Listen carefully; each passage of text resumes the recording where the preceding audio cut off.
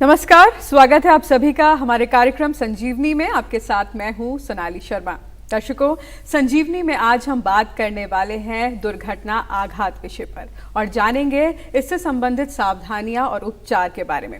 और इस विषय पर बात करने के लिए हमारे साथ स्टूडियो में एक बेहद खास मेहमान उपस्थित हैं, डॉक्टर मधुर उनियाल जी, सहायक प्रोफेसर ट्रॉमा जो सर्जरी विभाग है एम्स ऋषिकेश का। तो डॉक्टर साहब, बहुत बहुत स्वागत आपका हमारे कार्यक्रम में आने के लिए। नमस्कार। दर्शकों, आपको बता दें डॉक्टर उनियाल जी देश के प्रथम ट्रॉमा जो सर्जन हैं, जो स्पेशलाइज्ड होते हैं ट्रॉमा सर्जरी में, उनमें से एक है। साथ ही साथ पहले ये दिल्ली एम्स में कार्यरत थे और अब वर्तमान में ये एम्स ऋषिकेश का अभिन्न हिस्सा है। साथ ही आपको ये भी बता दें कि जो एम्स ऋषिकेश में हेली एम्बुलेंस सेवा की शुरुआत हुई है, उसमें भी डॉक्टर उनियाल ने अपना अहम सहयोग दिया है। वो यहाँ पर जो हेली एम्बुलेंस सेवा है उसमें एविएशन इंचार्ज का कार्यभार भी उनके मजबूत कंधों पर है। तो कार्यक्रम की शुरुआत करते हैं। डॉक्टर उनियाल, सबसे पहले आपसे जानना चाहेंगे, जैसे कि हमने शुरुआत में ही कहा कि आज हम बात करने वाले हैं दुर्घटना आघात यानी ट्रॉमा केयर के बारे में। एक आम आदमी अगर इस शब्द को समझना चाहे, हालांकि शब्द से इसका मीनिंग हमें समझ आता है, लेकिन आम आदमी इसकी गंभीरता को कैसे समझे?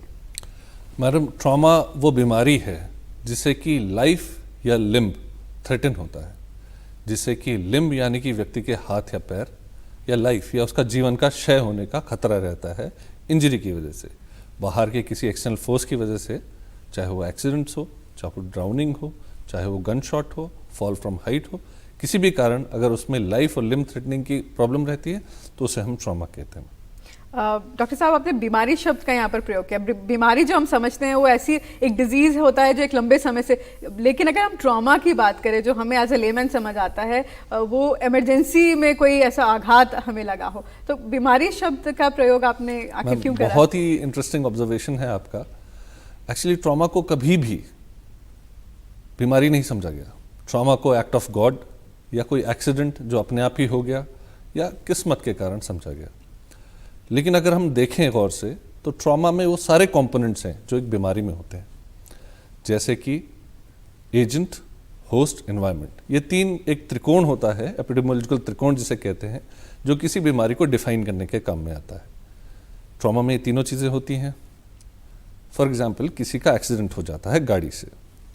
होस्ट तो वो खुद है स्वयं जिसका एक्सीडेंट हुआ है। एजेंट वो गाड़ी है जिसमें वो बैठा था और या जिस गाड़ी से उसका एक्सीडेंट हुआ। और इन्वायरमेंट, जैसे कि उस समय बारिश हो रही थी या उस समय रोड्स ठीक नहीं थी, स्लिपरी थी, ये तीनों चीज़ उसके लिए होती है। और ये बहुत अच्छी बात आपने कही कि भी ट्रॉमा को बीमारी क्यों कहा। ट्रॉमा आज तक नेग्लेक्टेड रहा है। मैं अभी स्टेटिस्टिक्स देख रहा था और कोरोना आजकल बहुत पीक पे है। तो अगर आप देखें तो पहले, कोरोना काल से पहले, प्रत्येक घंटे में 17 लोग इंडिया में एवरेजली ट्रॉमा से मर रहे थे। अभी आप जब कोरोना पीक पे है तो हाईएस्ट उसको देखेंगे तो 25 है। लेकिन अगर आप पूरे कोरोना टाइम को अगर उसका एवरेज निकालेंगे तो वो ट्रॉमा से कम है। तो आप सोच सकते हैं कि जिस भीषण बीमारी से हम आज लड़ रहे हैं, कोरोना जिसे कोविड कहते हैं, ये उससे कम भीषण नहीं है और ये किलर रहा है। तो जब तक हम इसे एक बीमारी का दर्जा नहीं देंगे तो हम इसके प्रिवेंटिव मेजर्स नहीं करेंगे, इसके लिए हम लोग प्रयास नहीं करेंगे, इसके लिए फंड्स नहीं होंगे, इसके लिए ड्राइव्स नहीं होंगी, तो इसको बीमारी कहना उचित है, क्योंकि हम इसको उस तरीके से बेटर ट्रीट कर सकते हैं, बेटर इसके लिए। डॉक्टर साहब, इसी पर जानना चाहूँगी, अगर ट्रॉमा को बीमारी का दर्जा मिलता है तो कितना आप लोगों को भी कितनी मदद मिलेगी पेशेंट को डील करने में, पेशेंट को का इलाज करने में, अगर इसको बीमारी का दर्जा मिलता है तो? मैडम, बड़ी इंटरेस्टिंग चीज़, आपको एक डेटा शेयर करता हूँ। अगर हम बात करें ट्रॉमा की तो ये एक यंग पेशेंट्स की प्रॉब्लम है। जो लोग घर से बाहर निकलते हैं जीवन यापन के लिए, घर के लिए खर्चा जुड़ाने के लिए, मेहनत करने के लिए, पढ़ने के लिए, सबसे ज़्यादा यंग एडल्ट्स और एडल्ट्स ट्रॉमा से पीड़ित होते हैं। अगर आप इस ग्रुप में बीमारी को देखें तो ट्रॉमा सबसे ऊपर है। बिल्कुल। आप कैंसर, HIV, एड्स जैसे जो बड़ी चीज़ें हैं और कार्डियोवैस्कुलर डिजीज, ये स्टार किलर्स हैं हमारे। इनको बोला जाता है कि ये स्टार हैं, जैसे बॉलीवुड में स्टार्स होते हैं, स्टार्स हैं। लेकिन इन सबसे ज़्यादा कारण मौत का ट्रॉमा होता है यंग एडल्ट्स में। तो ये सोचिए कि सबसे प्रोडक्टिव पॉपुलेशन का नाश है। अगर हम इसे बीमारी बताते हैं तो हम इस पॉपुलेशन को बचा सकते हैं। और पॉपुलेशन जब ठीक रहेगी, जो प्रोडक्टिव पॉपुलेशन ठीक रहेगी, तो इकोनॉमिक और सोशल ग्रोथ जो है कंट्री की ऑलवेज बेटर होगी। बिल्कुल महत्वपूर्ण जानकारी यहाँ पर आपने हमारे साथ साझा की। डॉक्टर साहब, बात एक्सीडेंट्स की करते हैं और भारत में देखा जाए तो एक्सीडेंट की दर काफ़ी ज़्यादा है। हमने एक चीज़ नोटिस करी है कि जब सड़क पर कोई एक्सीडेंट होता है, कोई दुर्घटना घटती है, तो लोग बहुत कम वहाँ पर पहुँचते हैं, कोशिश करते हैं लोगों को बचाने की। इसके पीछे आप क्या वजह मानते हैं? क्यों ऐसे बिहेवियर हमारा चेंज हो जाता है जब सड़क पर हम दुर्घटना देखते हैं और उस वक्त शायद उस पेशेंट को सबसे ज़्यादा मदद की दरकार होती है? बिल्कुल मैम, एक ट्रॉमा मरीज के लिए हॉस्पिटल की केयर जितनी इंपॉर्टेंट होती है, लगभग उतनी ही या उससे भी ज़्यादा कहें तो केयर होती है प्री हॉस्पिटल, यानी कि सीन ऑफ एक्सीडेंट से हॉस्पिटल तक ले जाना। उसमें एक जागरूक जनता बहुत अच्छा रोल प्रोवाइड कर सकती है और ख़ास तौर पे, और जनता अगर ना करना चाहे तो उसके लिए प्राण घातक हो सकता है। हमारे देश में चाहे आप सोसाइटी में कहें या चाहे जो भी स्ट्रक्चर है, उसमें हम लोग लीगल चीज़ों से बहुत डरते हैं, पुलिस केस से बहुत डरते हैं, लीगल कोर्ट केसेस से बहुत डरते हैं।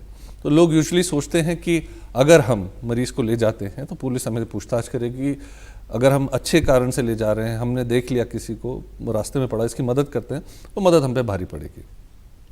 लेकिन आपको बता दूं, इंडिया में गुड समैरिटन लॉ है। ये लॉ कहता है कि अगर आप किसी मरीज को, एक्सीडेंट विक्टिम को हॉस्पिटल लेके गए हैं, तो पुलिस आपसे कुछ पूछताछ नहीं कर सकती। अगर आप अपना नाम ना भी बताना चाहें तो आपसे आपका नाम तक नहीं पूछ सकते। सो आप पूरे प्रोटेक्टेड हैं। सबसे बड़ा, सबसे प्राइम, सबसे सैक्रोसैंक्ट एक मरीज की ज़िंदगी है। वो करने के लिए आपको किसी भी लीगल पचड़ में पड़ने की ज़रूरत नहीं है। ये हमारे पास ऑलरेडी ऐसे लॉज हैं। तो कहीं ना कहीं इसी लॉज की जो जानकारी लोगों को नहीं होती, उसी कारण कहीं ना कहीं लोग बचते हैं। अब बात दुर्घटना के स्पॉट की अगर करें, हम आपसे यहाँ पर जानना चाहेंगे डॉक्टर उनियाल कि उस वक्त किस तरह से प्राथमिक उपचार किया जाना चाहिए, क्योंकि आपने जैसे कहा कि प्री हॉस्पिटल वाली जो केयर होती है वो सबसे इम्पोर्टेंट होती है। तो ऐसे में प्राथमिक उपचार उस वक्त किस तरह से दिया जाना चाहिए अगर कोई दुर्घटना घटती है तो? मैडम, ये प्राथमिक उपचार बहुत ज़रूरी है और शायद हॉस्पिटल में जो किए जाने वाली फैंसी सर्जरीज हैं उससे ज़्यादा ज़रूरी है। हमें मान लेना चाहिए कि ये उपचार अगर कर दिए गए तो असली में मरीज़ का जीवन देने वाला व्यक्ति डॉक्टर नहीं रहेगा, जिसने उसको बचाया है वो रहेगा। और मज़े की बात है कि ये बहुत आसान है, बहुत मुश्किल नहीं है, बहुत आसान है। हम लोग को बस थोड़ा सा जागरूक होने की ज़रूरत है। इसको अगर सीधे शब्द में बताऊं तो ये ABCD, एयरवे, ब्रीदिंग, सर्कुलेशन और डिसेबिलिटी। एयरवे मतलब जो हमारे सांस लेने के रास्ते, नली है, मुंह हो गया, ओरल कैविटी हो गई, गला हो गया, फेफड़े हो गए। इसमें आपको बस इतना देखना है कि इसमें कोई ऑब्स्ट्रक्शन तो नहीं है, इसमें कोई फॉरेन बॉडी, मरीज का दांत टूट के मुंह में घुसा तो नहीं है, या उसके सिक्रीशंस, खून तो इकट्ठा नहीं है, या कोई बाहर की चीज़ आके फंस तो नहीं गई है, बूढ़े लोग हैं उनके नकली दांत तो नहीं है जिससे उसका एयरवे थ्रेटेड ना हो। दूसरा, इसमें आप सर्वाइकल स्पाइन का भी ध्यान रखते हैं, गर्दन। ये जो गर्दन में अगर चोट लगती है तो पूरे शरीर में पैरालिसिस का खतरा रहता है, पूरे शरीर में शिथिलता आ सकती है और वो एक बार हो जाए तो उसको ठीक करना नामुमकिन होता है। इसके लिए आपको गर्दन को स्ट्रेट रखना ज़रूरी है। अगर आप सड़क पे हों तो 2 ईंटों में बाहर कपड़ा रख के साइड में रख सकते हैं। अगर आपके पास कहीं स्ट्रेचर नहीं है, कोई खाट है, तो खाट में बांध के आप उसको सर को स्ट्रेट रख सकते हैं, जिससे मूवमेंट कहीं ना कहीं रिस्ट्रिक्टेड हो जाए। हमको सर्वाइकल स्पाइन को, जो हमारे गर्दन की स्पाइन है, शरीर से एक लाइन में रखना है और ना उसको टेढ़ा ना इधर, उसको सीधा रखना है। इससे बहुत ज़्यादा जाने बचाई जा सकती हैं। तीसरी चीज़ है ब्रीदिंग, कि आप देखें कि भाई मरीज ढंग से सांस ले पा रहा है, नहीं ले पा रहा है। चौथी चीज़ है सर्कुलेशन। सर्कुलेशन में जो हम सर्कुलेशन, शरीर में रक्त घूम रहा है, हमारा रक्त प्रवाह हो रहा है, उसे सर्कुलेशन कहते हैं। तो आप ये देख सकते हैं कि भाई इसको कहीं ब्लीडिंग तो नहीं है, अगर वो ब्लीडिंग है तो आप रोक सकते हैं। तो बस ये ABCD आपको ऑन द स्पॉट करना है, कोई बहुत बड़ा काम नहीं है, बहुत इंपॉर्टेंट काम है। और जान बचाने के लिए मैं तो कहूँगा कि हॉस्पिटल में ऑपरेशन से ज़्यादा इंपॉर्टेंट चीज़। बिल्कुल। डॉक्टर साहब, कई बार हमने ये भी देखा है कि जब एक्सीडेंट होता है तो बहुत ज़्यादा ब्लड लॉस हो जाता है। ऐसे में जो वहाँ पर उस वक्त व्यक्ति मौजूद हो, किस तरह से उनको मदद करनी चाहिए? मैडम, 2 तरीके से हम ब्लड लॉस रोक सकते हैं। ख़ासतौर पे आप देखते हैं कि हाथ पैर में इंजरी होती है, हाथ पैर में से ब्लीडिंग हो रहा होता है। तो 2 चीज़ हम हमेशा से यूज़ करते हैं। एक तो टूर्निकेट, जिसे हम कहते हैं कि आपने कपड़ा या कोई चीज़ कस के बांध ली पैर में, एक तो वो होता है। एक होता है डायरेक्ट प्रेशर, आपने दे दिया। दोनों को लगाने के अलग अलग इंडिकेशंस हैं। आप अकेले हैं, आपके पास और कोई साधन नहीं, आपको टेलीफोन करके एम्बुलेंस भी बुलानी है, आपको किसी को भी करना है, तो उस समय आपके पास बेस्ट ऑप्शन है कि आप टूनिकेट बांध दें। ब्लीडिंग रुक जाएगी, जहाँ चोट लगी उससे पहले आप कस के, इतना कस के कि सर्कुलेशन रुक जाए, वो बांध दें। ये ध्यान रखना चाहिए कि ये बांधते समय आपको टाइम ज़रूर नोट करना है, क्योंकि अगर ये 6 घंटे से ज़्यादा बंधा रह गया तो पैर वहाँ से काटना पड़ जाएगा, क्योंकि आप पूरा सर्कुलेशन रोक रहे हैं। तो आप टाइम नोट करें और उसे बांध दें। बाकी उस समय आप फ़ोन करके मदद बुला सकते हैं, एम्बुलेंस बुला सकते हैं, जो भी कर सकते हैं। अगर आपके पास मदद ऑलरेडी है, आपके पास हेल्प करने के लिए 2-3 दोस्त हैं, आप गाड़ी से जा रहे हैं, आपकी फैमिली के कुछ और मेंबर्स हैं, और आप मरीज़ अपने साथ ले जाना चाहते हैं, उस केस में टूनिके से बेटर होता है डायरेक्ट प्रेशर। आप बस रुमाल या कोई भी कपड़ा रख के उसे अपने ऊपर से दबा दें। इससे क्या होता है कि बाकी जगह से पैर का सर्कुलेशन बचा रहता है, और 6 घंटे ये वाला रूल उस पर लागू नहीं होता, और बाद में अंग को भंग करने की ज़रूरत नहीं पड़ती। बिल्कुल। डॉक्टर साहब, अगर बॉडी का कोई पार्ट अगर बहुत बुरी तरह डैमेज हो या कोई अंग कट गया हो, एक्सीडेंट में कई बार हम देखते हैं ऐसी चीज़ें भी, तो उस वक्त पेशेंट को खुद को अगर वो उतना उस वक्त ही is able to help himself, अगर ऐसी स्थिति हो या फिर अगर कोई प्राथमिक उपचार के लिए वहाँ पर उपलब्ध हो, तो किस तरह से वहाँ पर उस अंग को बचाने के लिए हमें काम करना चाहिए? मैडम, बहुत इंटरेस्टिंग चीज़ कही। अब हमारी माइक्रोवैस्कुलर सर्जरीज में इतना डेवलपमेंट हो चुका है, फैसिलिटीज़ इतनी अच्छी हो चुकी हैं कि अंग प्रत्यारोपित किए जा सकते हैं। आपके खुद के अंग अगर कट गए तो आप रीइम्प्लांट उनको कर सकते हैं। इसको करने के लिए सबसे ज़रूरी है कि अंग का होना बहुत ज़रूरी है। जितना शार्प इंजरी होगी उतना ज़्यादा अच्छा अंग हम वापस लगा सकते हैं। ब्लंट ट्रॉमा यानी कि बस के नीचे आ जाना या कुछ ऐसे करके अगर विकसित हो जाए, उसमें मुश्किल आती है। तो अगर कटी हुई इंजरी है, आपके पास आपका अंग है, आप ला सकते हैं, या पेशेंट खुद नहीं या बगल वाला कोई, तो अंग को बचाने की हमेशा कोशिश की जाए। अगर अंग कहीं पड़ गया है तो सीधे रनिंग वाटर के नीचे डाल के एक मॉइस्ट गॉज पीस में या किसी भी रुमाल अगर अवेलेबल है, जितना साफ़ आप कर सकें, जो भी आपके पास अवेलेबिलिटी है साफ़ कपड़े की, उस गीले कपड़े में रख के एक आइस बात पे रख के आप ला सकते हैं। उसको रख के आप एक पॉलीथीन के अंदर रख के एक कोल्ड वाटर में या आइस बैग में रख के भी आप लेके आ सकते हैं। इतना बता दूं, जितनी जल्दी ये अंग हॉस्पिटल पहुंचेगा उतनी जल्दी मरीज़ ठीक होने की संभावना ज़्यादा है। अंग के नष्ट होने की संभावना उतनी कम है। तो ये अंग का वक्त पे पहुंचना बहुत ज़रूरी है। तो इसको जितने जल्दी हो सके मरीज़ और उन दोनों को लेके ऐसी जगह पे जहाँ पे ये सर्जिकल कैपेबिलिटी हो, जैसे कि एम्स ऋषिकेश में अब हम लोगों ने कैपेबिलिटी डेवलप की है और सक्सेसफुली कई कटे हुए अंगों को जोड़ा है, आप ऐसी सेंटर पे इनको लेके आ सकते हैं। डॉक्टर साहब, कई बार हमने देखा है कि लोग अपने आप ही उपचार करने लगते हैं और उसको उसी जगह से बांधने की शुरुआत करते हैं वहीं पर, और तब पेशेंट को लेकर आते हैं। क्या वो भी प्रोसेस सही है एक तरह से, या जिस तरह से आप जो बता रहे हैं वो तो खैर करना ही चाहिए? मैडम, जो ये था, ये 2 तरीके के होते हैं। इसे एक स्कूप एंड रन कहते हैं और एक स्टे एंड प्ले कहते हैं। स्कूप एंड रन मतलब आपने मरीज़ को उठाया और आप हॉस्पिटल की तरह गए। स्टे एंड प्ले मतलब आपने कुछ किया और उसके साथ आपने किया, फिर आप उसको लेके जाएं। तो इंडियन सिनेरियो में अगर आप देखा जाए, जहाँ की हमारे पास एजुकेशन उतनी मैंडेटरी नहीं है, कंपलसरी एजुकेशन हमारे पास इन चीज़ों की नहीं है, और आपके पास एक्सपर्टीज़ भी नहीं है, हमेशा बेस्ट होता है स्कूप एंड रन। आप लें जो सबसे जल्दी का ट्रांसपोर्ट आपको मिल पाए, ABCD का ध्यान रखते हुए मरीज़ को हॉस्पिटल ट्रांसपोर्ट करें, वो मरीज़ के आउटकम के लिए सबसे अच्छा रहता है। बिल्कुल।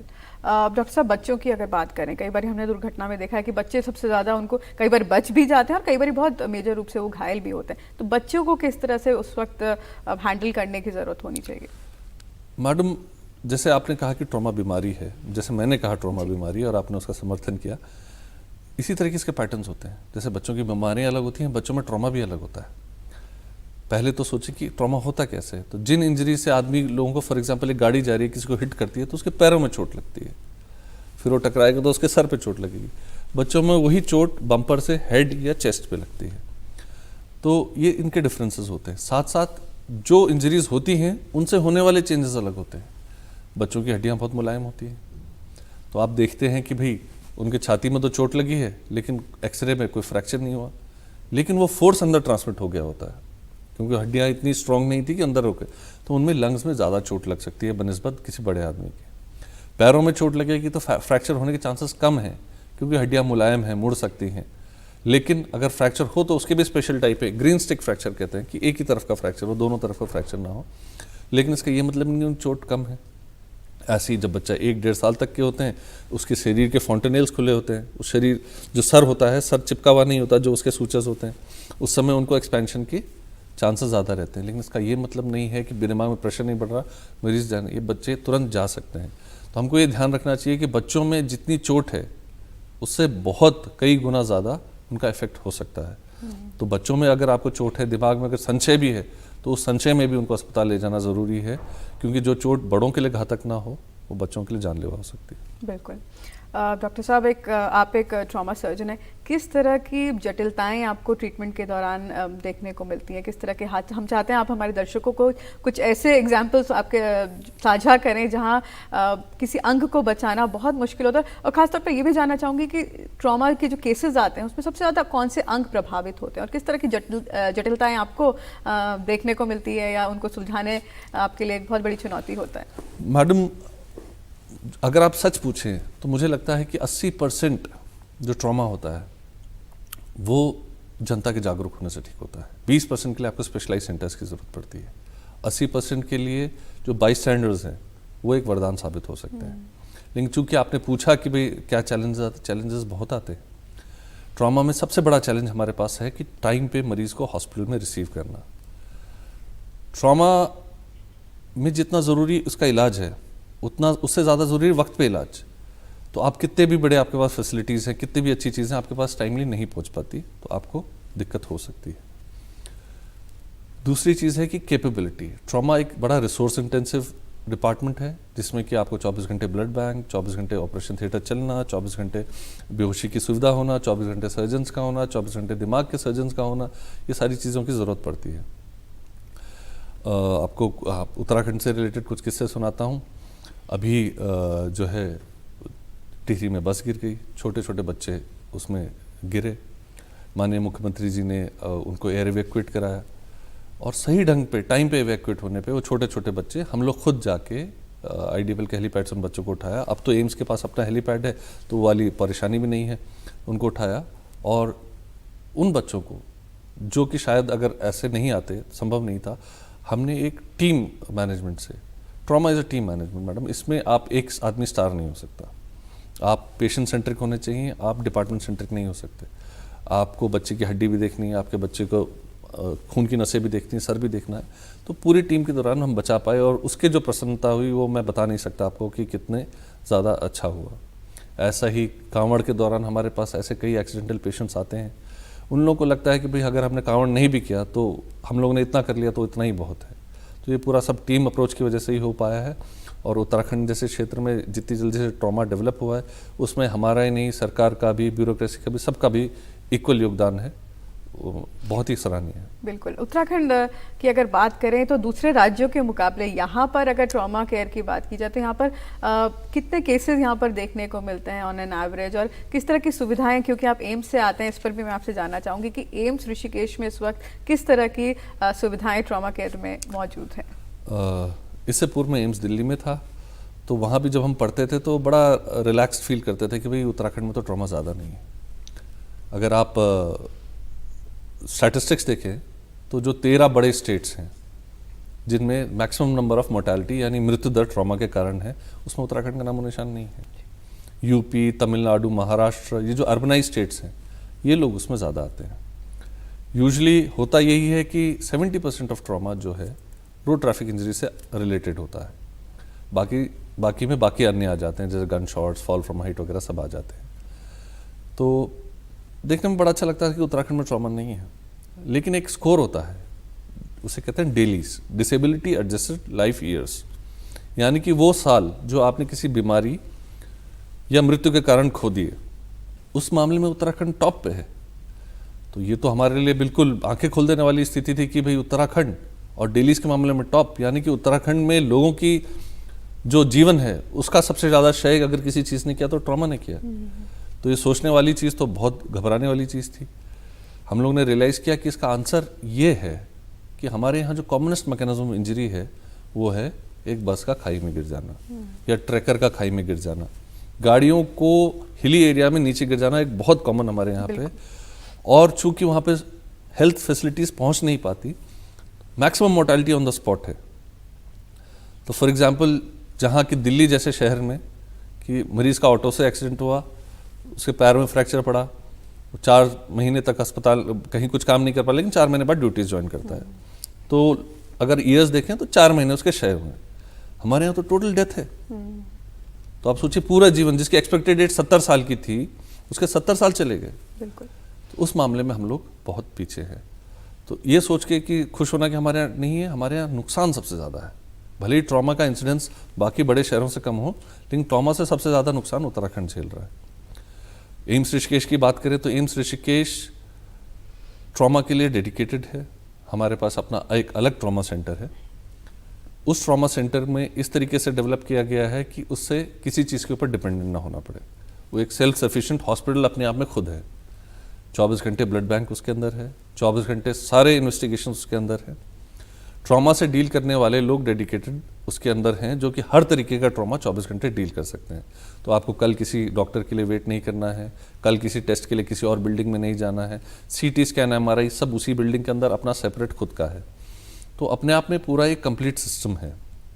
इसके अलावा हमने अंदर ऐसे प्रोटोकॉल्स डेवलप किए हैं जिसमें कि हमारे पास टाइम का सबसे कम से कम लॉस हो। डेली ड्रिल्स होती हैं, हर तरीके के मरीज़ की ड्रिल्स होती हैं। तो पूरा स्टाफ, पूरे डॉक्टर्स, जूनियर डॉक्टर्स, सब लोगों को पता है मरीज़ के आने से पहले ही कि इस तरीके का मरीज़ आएगा तो क्या प्रोसेसेस होंगी।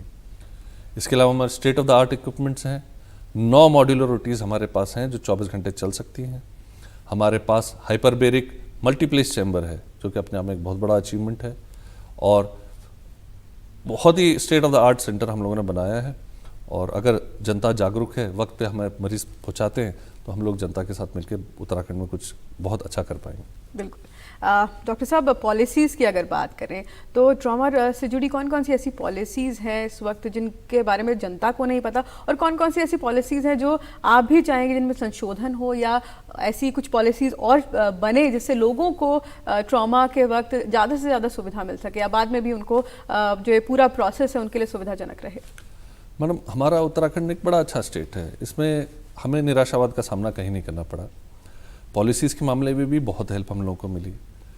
अगर आप बात करें तो अटल आयुष्मान योजना हमारी बहुत अच्छी योजना है। ट्रॉमा के पेशेंट से आने से पहले और उनके आने तक, जाने तक किसी को किसी चीज़ की, एम्स तो खैर चार्ज नहीं करता है, लेकिन कभी इम्प्लांट हुआ, कभी कुछ हुआ, मरीज़ को कभी प्रॉब्लम नहीं आती। ये हमारे लिए एक बहुत बड़ी उपलब्धि है। दूसरा, कई पॉलिसीज़ हमारे पास, जैसे एयर इवैक्यूएशन पॉलिसीज़ है, हमारी जो एयर एम्बुलेंस सर्विसेज हैं, इसको आयुष्मान में लाने के लिए माननीय मुख्यमंत्री जी ने इसको अनुमोदित कर दिया है। बहुत जल्दी ये लोग आ जाएंगे।